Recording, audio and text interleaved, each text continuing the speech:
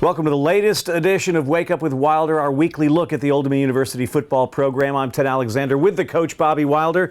This is the regular season finale edition, but there's still something perhaps floating out for the team, Coach?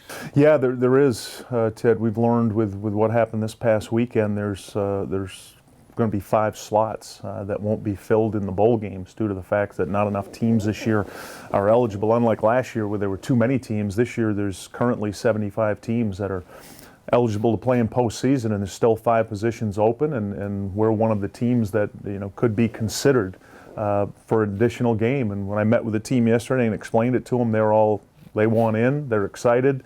They don't care where it is, just the thought that they could keep playing football. And as you know, Ted, with one of the youngest teams in the country, we've got 100 players that are returning, and that extra 15 practices and a possibility of a bowl game is invaluable, and our players want in. If there's any possibility, they don't care. We'll walk. Wherever we can go, we'll go.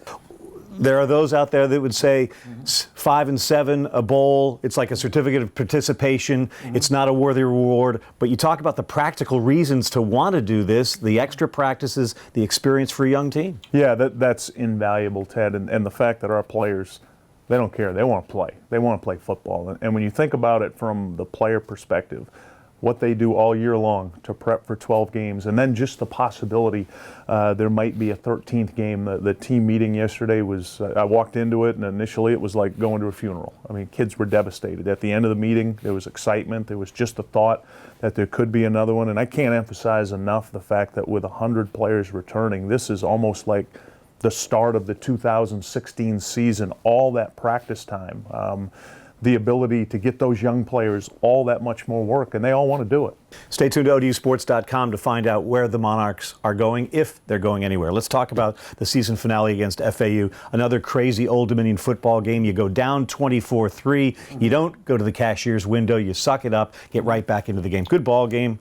Difficult ball game. Yeah, such a poor start, Ted. We just couldn't get anything going on offense, and we gave them short fields. All 3 of their touchdowns they started on their 45-yard line through our inability to get first downs. We were losing field position in the punting game. Their punter was hitting 60-yarders. Our guy was hitting 40-yarders, which is pretty good, and the short fields. But then right before the half, we go 4 plays, 75 yards, in about 45 seconds. Schuler Bentley executes the 2-minute drill or the 55-second drill to perfection, and that gave us so much momentum going into the half. And then I loved the way our guys came out in the third quarter. In the second half, Ted, no touchdowns for FAU. Our defense held them to 3 field goals. We score enough to take the lead, but then just could not finish it offensively in the fourth quarter. You said a week ago the key against FAU would be sacks. They ended up with 7 of them. And when you had that run going, the protection was good. The time was there for the quarterback and the receivers. And then when they started closing that down, getting more sacks, that's when the offense evaporated. Yeah, they really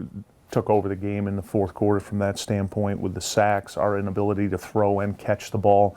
We weren't making the good passes in the fourth quarter. We were in the third. The guys weren't catching the ball consistently in the fourth quarter, and it was such a disappointing way to end the season because when I think about it, Ted, we had 6 games that we played in that were close, and we won 5 of them. The first 5 games that were close, that we had an opportunity to win, we'd close the game out and win it, and we just could not do it in this game. And you got to give FAU a lot of credit. I mean, here's a team that played everybody tough this year. Their game the previous week with Florida caught everybody's attention, and they finished the game, so a lot of credit to FAU. So we aren't sure what's going to happen next with this 2015 edition of the Monarchs, but we do know that the regular season, the home season, is over. 48th consecutive sellout. 12th Monarchs showed up loud and proud on Saturday. Unbelievable. What a performance. And I can't say enough, Ted, about our fans, because this was a disappointing home season for it. We were 3-4 at home this year.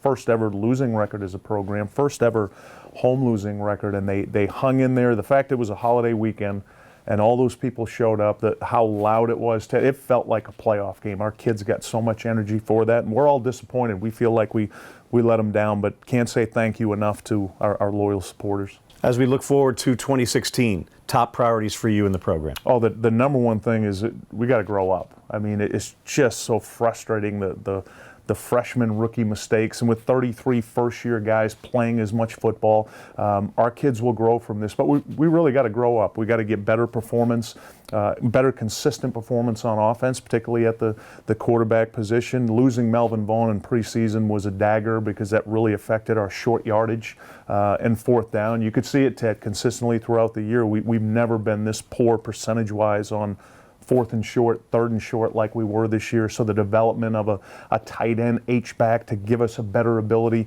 to run the ball will be a priority. And then defensively, Ted, we've got to get better defensively. You know, we were a bend but don't break operation. That's got to stop. And with virtually everybody back on defense, that has to stop. We've got to be a much better defensive team next year. I heard this once. You know what the best thing about freshmen is? They become sophomores. Coach, we thank you for another crazy ride. It's been fun, and stay tuned to ODUsports.com. We'll see if this ride will continue. This guy's the man. Thank you, Ted Alexander. That's Bobby Wilder. I'm Ted Alexander. This is Wake Up with Wilder on Monarch Media.